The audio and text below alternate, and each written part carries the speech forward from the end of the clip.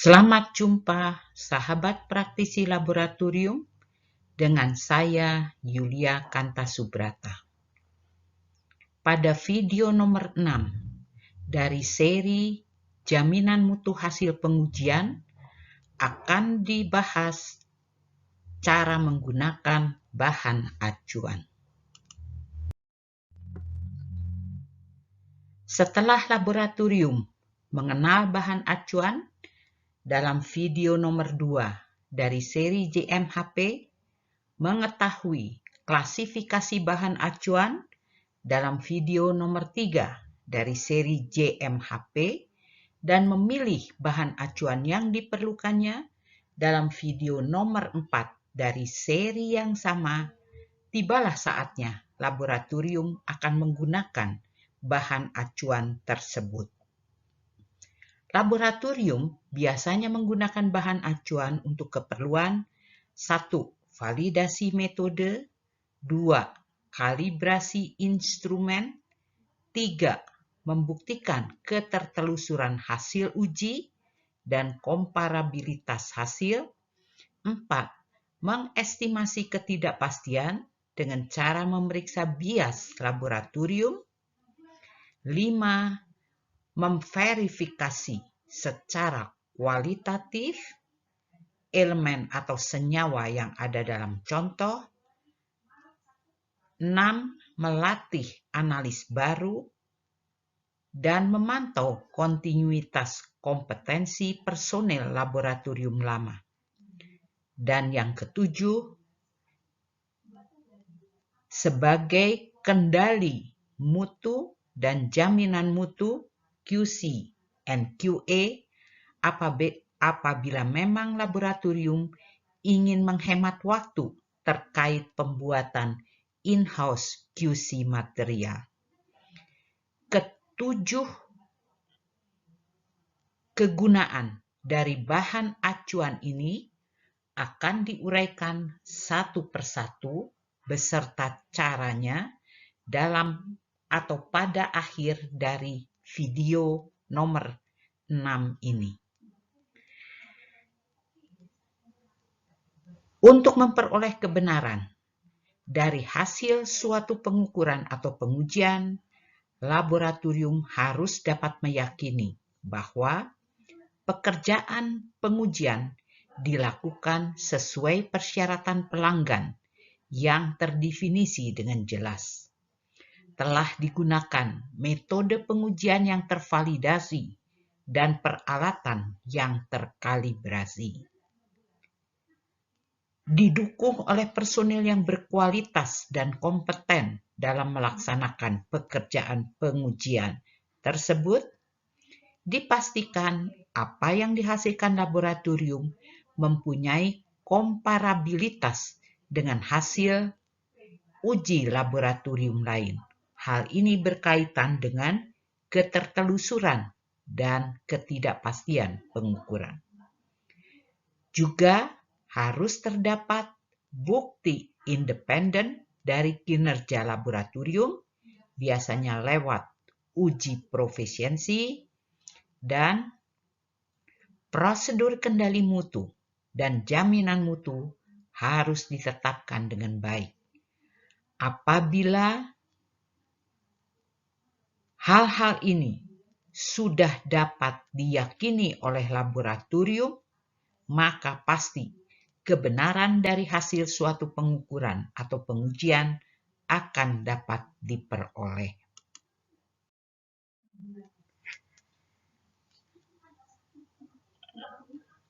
Validasi metode memerlukan bahan acuan dengan kualitas tinggi, mungkin CRM atau SRM.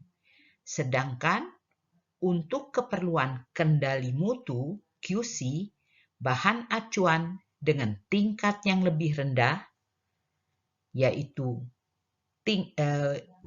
tingkat kerja atau biasa disebut working level RM, sudah akan cukup memadai. Umumnya bahan acuan dibeli oleh laboratorium guna mendukung pengukuran atau pengujian di dalam menetapkan apakah itu komposisi kimianya, sifat biologisnya, sifat klinis, ataupun sifat fisik. Dan bahan acuan biasanya dikarakterisasi menurut satu, identitasnya.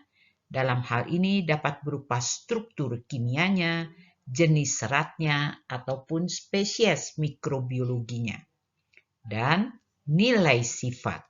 Nilai sifat ini dapat berupa jumlah entitas kimia yang spesifik, konsentrasi misalnya, atau juga nilai sifat berupa kekerasan atau kekentalan, viscosity.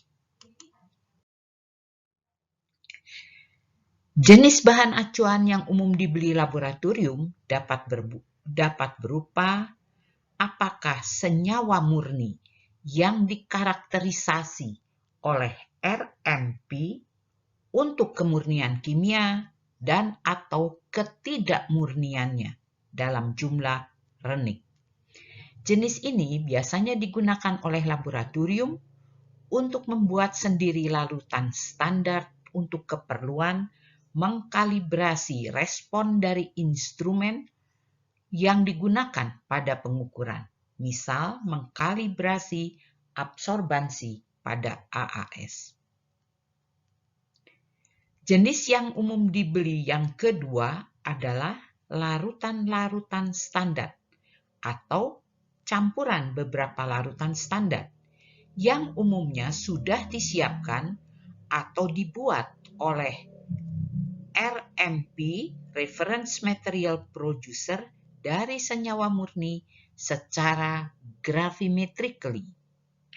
Apabila laboratorium membeli jenis ini, laboratorium tidak perlu lagi menyiapkan sendiri larutan standarnya.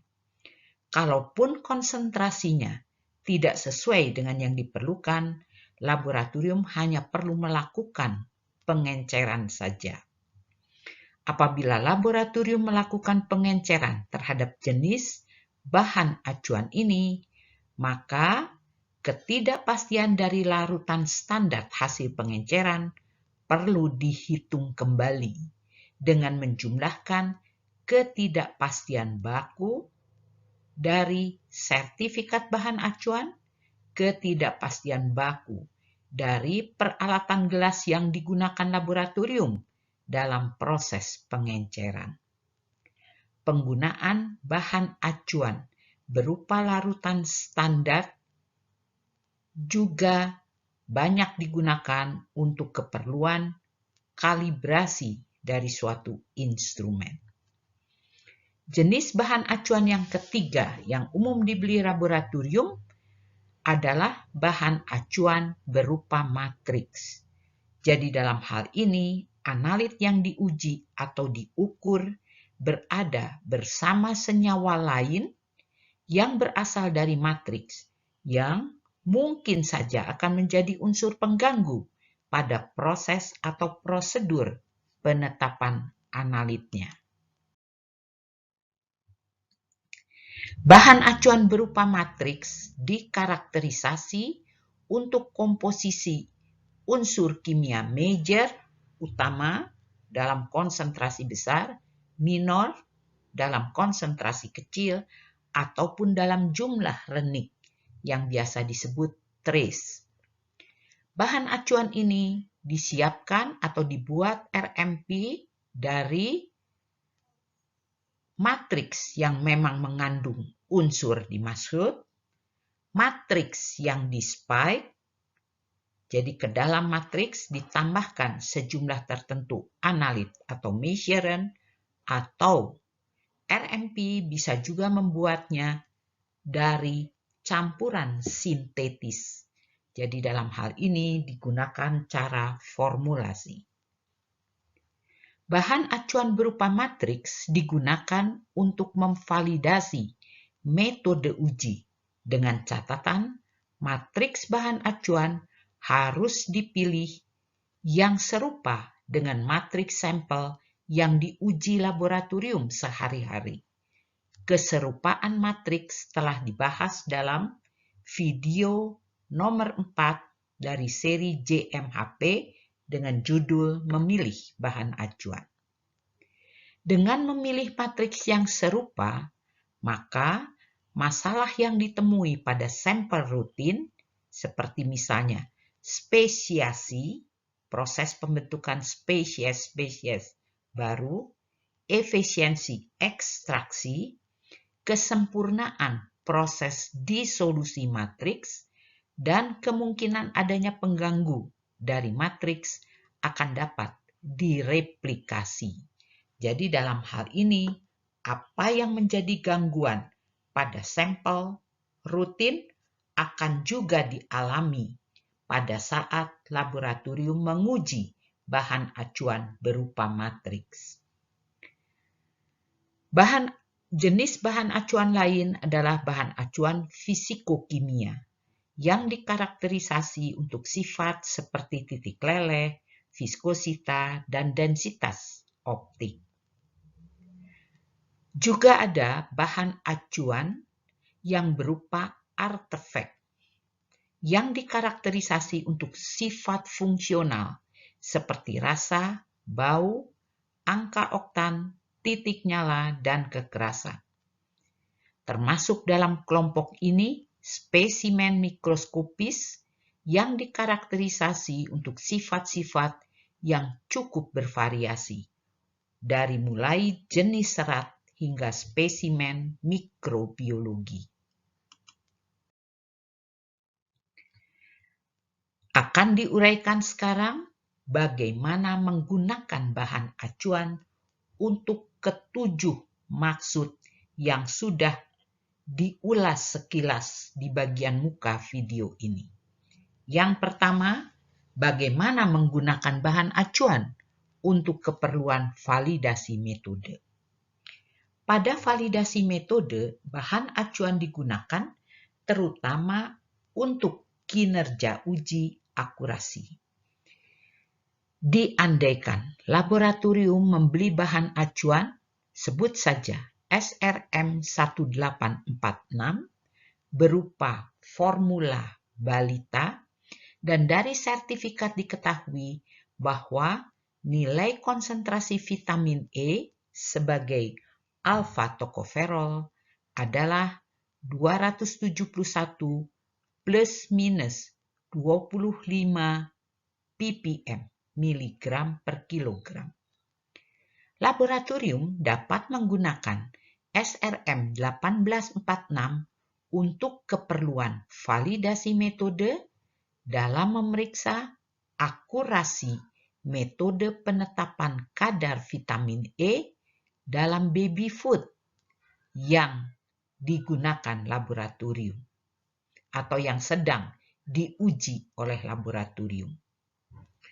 Untuk itu harus dilakukan pengujian terhadap SRM 1846 menggunakan metode uji yang dipunyai laboratorium. Dalam hal ini, metode uji yang sedang divalidasi atau diverifikasi. Apabila ternyata hasil uji kadar vitamin E dalam SRM 1846 yang laboratorium peroleh terletak antara nilai 246 sampai 296 ppm, maka dapat disimpulkan metode uji yang dipunyai laboratorium mempunyai akurasi yang baik. Contoh lain dari CRM untuk memvalidasi metode adalah CRM berupa air sungai, tepung gandum, sedimen sungai, atau berupa campuran gas, ataupun CRM dari sulfur dalam minyak bakal diesel, atau CRM dari abu terbang dalam batu bara, ataupun CRM berupa tepung ikan. Itulah CRM-CRM yang dapat digunakan untuk keperluan validasi metode. Yang kedua, bagaimana menggunakan bahan acuan untuk kalibrasi instrumen. Suatu bahan acuan yang sudah diketahui nilai sifatnya, sebut saja titik leleh, diukur menggunakan alat ukur, dalam hal ini melting point tester, yang dimiliki laboratorium dan hasil pengukurannya dicatat.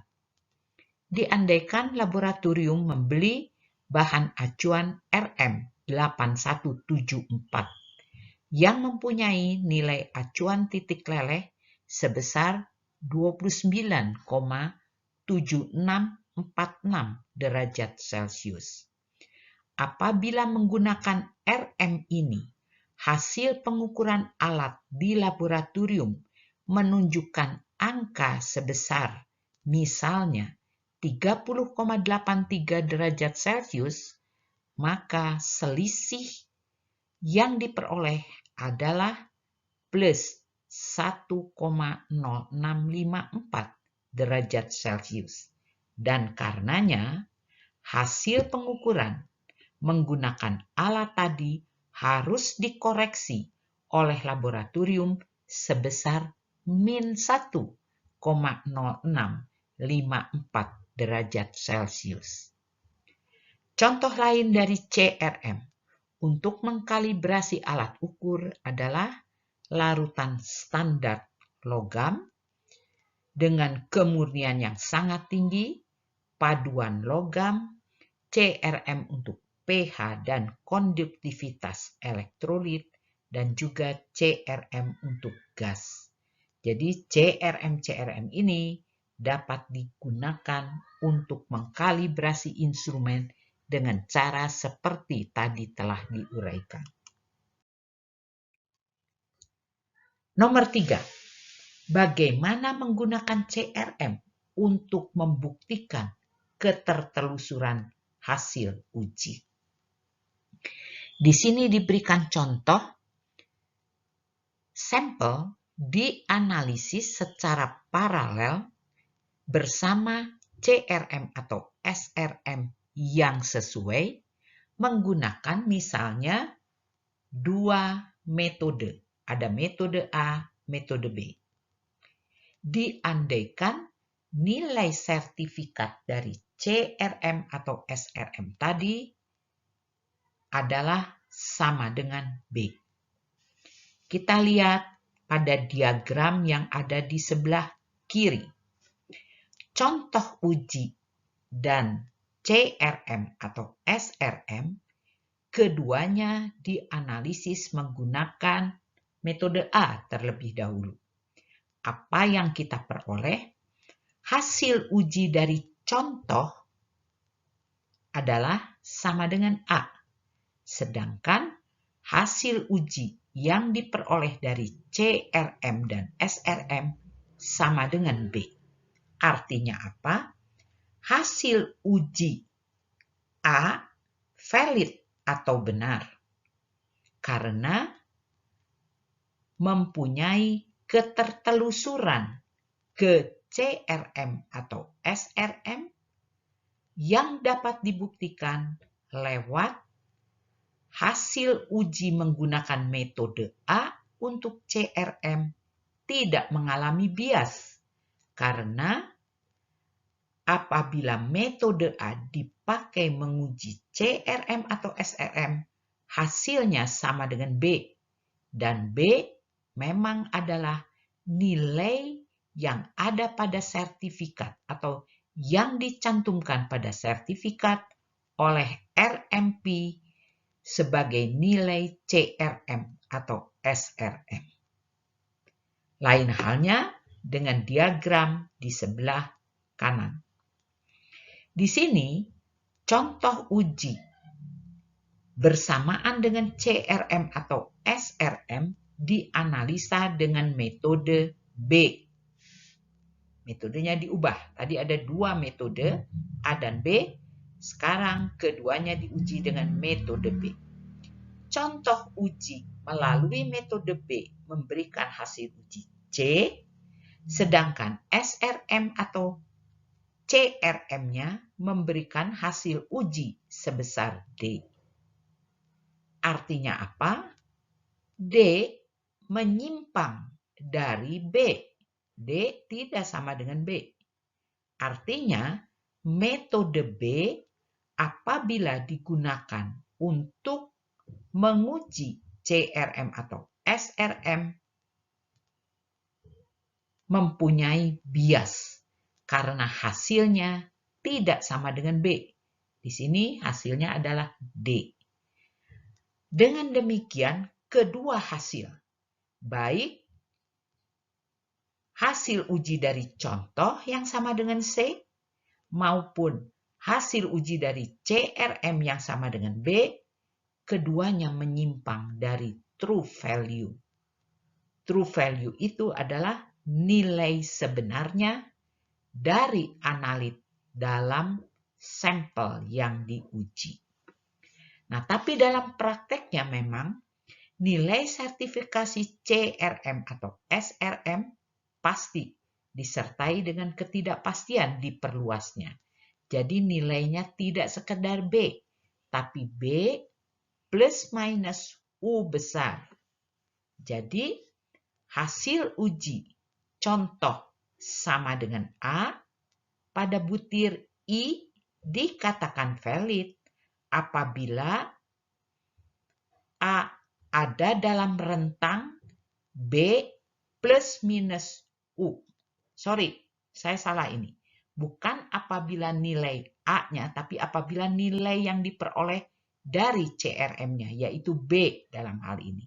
Jadi apabila hasil uji dari CRM, yang di sini hanya sekedar B, dia boleh bergeser, tapi dalam rentang B plus minus U yang tertulis pada sertifikat CRM atau SRM-nya. Sedangkan nilai A adalah nilai yang diberikan oleh contoh uji. Dengan demikian, karena nilai dari CRM-nya ada dalam rentang, nilai A dapat dianggap benar atau nilai A mempunyai ketertelusuran hasil uji. Demikian cara membuktikannya atau cara menggunakan bahan acuan untuk membuktikan ketertelusuran hasil uji. Yang keempat adalah bagaimana menggunakan bahan acuan untuk keperluan estimasi ketidakpastian. Untuk menghitung estimasi ketidakpastian diperlukan data mengenai bias laboratorium yang hanya dapat diketahui apabila laboratorium menguji bahan acuan. Salah satu sifat dari suatu bahan acuan yang diuji laboratorium menggunakan metode uji yang biasa digunakan sehari-hari, sebut saja hasilnya seperti tadi sama dengan A. Jadi, dalam hal ini, laboratorium harus menguji salah satu sifat dari bahan acuan. Pada sertifikat bahan acuan, nilai tersertifikasi dalam bahan acuan tersebut dituliskan sebagai, seperti tadi contoh sebelumnya, B plus minus U besar, ketidakpastian diperluas.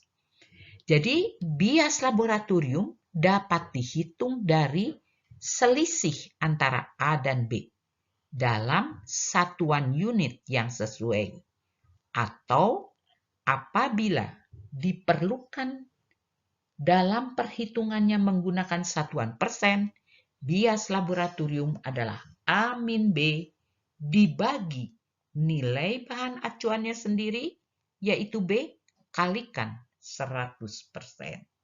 Begitulah cara menggunakan bahan acuan untuk keperluan mengestimasi ketidakpastian. Tentunya sahabat laboratorium sudah tahu bahwa di dalam pendekatan cara top-down untuk menghitung estimasi ketidakpastian diperlukan U bias Dengan cara inilah bias dihitung atau bias laboratorium dihitung. Yang kelima, bagaimana menggunakan bahan acuan untuk keperluan verifikasi kualitatif. Dalam pengujian kimia, kadang identitas dari analit atau measurer harus dikonfirmasi. Selama ini, laboratorium sering melakukannya hanya berdasarkan data acuan, misalnya spektrum senyawa yang ada atau yang diberikan dalam literatur atau pustaka. Yang belum tentu, satu, data spektrum yang diperoleh literatur menggunakan kondisi yang serupa dengan kondisi yang digunakan laboratorium. Dua, data acuan yang ada di literatur belum tentu tertelusur ke acuan panjang gelombang yang sesuai. Dan yang belum tentu lagi adalah peralatan yang digunakan untuk menghasilkan data pada pustaka atau literatur belum tentu tertelusur ke acuan yang sama dengan acuan yang digunakan laboratorium. Didasarkan pada kenyataan di atas, direkomendasikan untuk menggunakan bahan acuan sebagai pengganti data acuan yang ada di literatur. Terkait hal ini, tentunya bahan acuan yang dipunyai laboratorium harus tersedia dalam jumlah cukup. Dan ketidakpastian dari verifikasi identitas atau verifikasi kualitatif selalu sama dengan nol. Tidak ada ketidakpastian kalau itu diperlukan hanya untuk analisis kualitatif. Yang keenam, bagaimana menggunakan bahan acuan untuk keperluan melatih analis baru ataupun memantau kontinuitas kompetensi personel laboratorium yang sudah lama. Diandaikan laboratorium sudah memvalidasi atau memverifikasi metode uji yang digunakannya. Kemudian, sebulan setelah validasi, verifikasi dilakukan, laboratorium kedatangan personil penguji baru. Jadi baru menerima personil.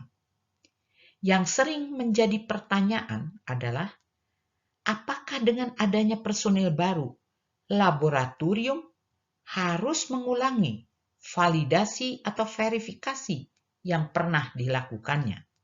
Tentunya tidak perlu. Mengapa tidak perlu? Karena validasi bukan dilakukan oleh orang per orang, melainkan oleh laboratorium. Tapi tentunya harus dibuktikan bahwa personil penguji yang baru masuk sebagai staf laboratorium dapat mencapai kecermatan dan ketepatan data yang sudah laboratorium peroleh sebelumnya sesuai rekaman data validasi atau verifikasi metode. Dan untuk membuktikannya, terutama apabila terkait akurasi, memang diperlukan pemakaian bahan acuan. Dengan alur pemikiran yang sama, apa yang diuraikan di atas dapat juga dilakukan apabila laboratorium ingin memantau kontinuitas dari kompetensi personil laboratorium yang lama. Sebagai slide terakhir, bagaimana menggunakan bahan acuan untuk keperluan quality control dan quality assurance. Pada slide nomor 3 dari video seri JMHP dikatakan bahwa untuk keperluan kendali mutu dapat digunakan bahan acuan dengan tingkat lebih rendah, yaitu working level RM. Akan tetapi, apabila penggunaan bahan acuan tersebut masih dianggap terlalu mewah, maka dapat ditempuh cara alternatif. Pertama-tama, hendaknya ditinjau dulu apa yang menyebabkan laboratorium menganggap hal tersebut di atas terlalu mewah. Sebagai bahan kendali mutu, memang laboratorium akan memakai bahan acuan tersebut sehari-hari sebagai sampel untuk mengontrol pekerjaan pengujian yang sedang dilakukan pada sampel yang datang dari pelanggan. Dalam hal ini, setiap batch pengujian terhadap sampel akan selalu didampingi oleh kontrol sampel yang pada bulat sebelumnya digunakan bahan acuan. Dengan demikian, pemakaian bahan acuan akan menjadi sangat banyak. Padahal, harga bahan acuan sekalipun dengan tingkat lebih rendah, jadi bukan SRM atau CRM, melainkan hanya RM, itu masih cukup mahal.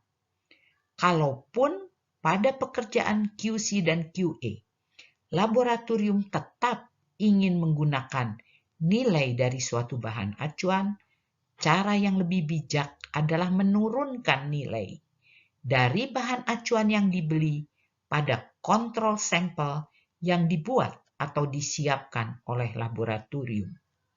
Bagaimana cara membuat kontrol sampelnya dan bagaimana cara menurunkan nilai dari bahan acuan pada kontrol sampel yang dibuat laboratorium akan dibahas dalam video terpisah masih dalam seri JMHP ini.